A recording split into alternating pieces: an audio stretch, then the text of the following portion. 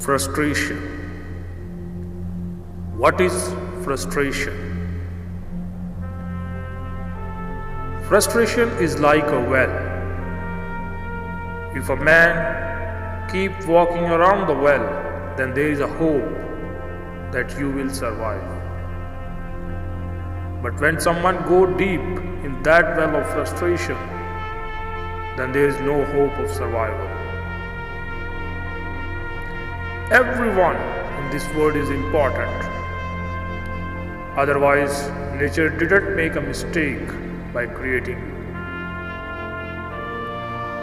There is no right that you frustrate. God said again and again not to become hopeless from my benefits.